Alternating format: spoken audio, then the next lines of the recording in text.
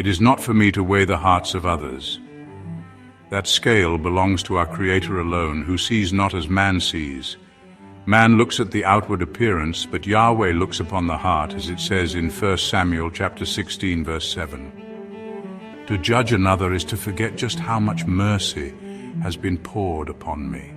When I turn my eyes outward, I risk blindness within. But when I look inward with honesty, I invite the Spirit to cleanse, refine, and restore.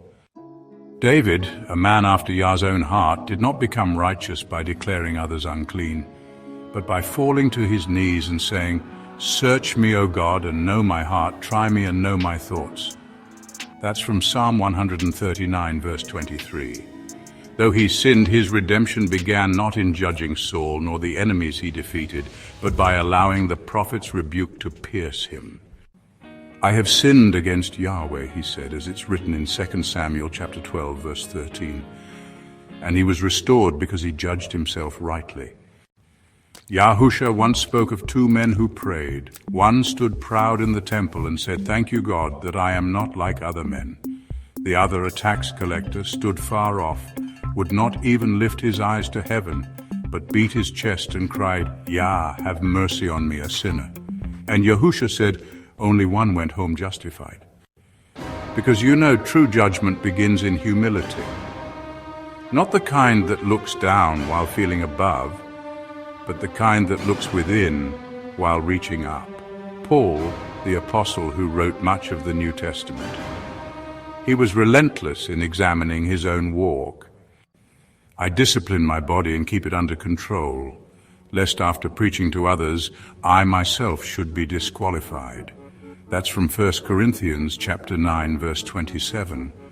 Paul understood that preaching the truth to others did not excuse ignoring it himself. Yahusha warns us plainly in Matthew chapter 7, "Why do you see the speck in your brother's eye, but do not notice the log in your own?" We are called not to be blind to sin, but to be first awake to our own. Only then can we see clearly, not to condemn others, but to guide with compassion, to correct in love, and to restore in meekness, just like it says in Galatians chapter 6, verse 1.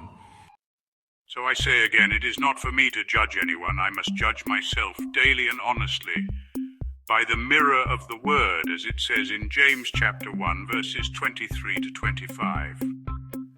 For Yahweh will judge the sincerity of my self-judgment, not just what I confess, but why I confess and what I chose after the confession. If I seek mercy, I must first give it. If I seek truth, I must first walk in it. If I desire grace, I must extend it. But all begins with me kneeling before the throne of grace and asking the Spirit to search every corner of my soul. Because in the end, it won't be the sins I pointed out in others that Yah will ask me about, but the ones I buried, ignored, or excused in the silence of my own heart. If you have enjoyed this teaching, please subscribe, like, and share, titled The Mirror and the Measure by LeondryLJones.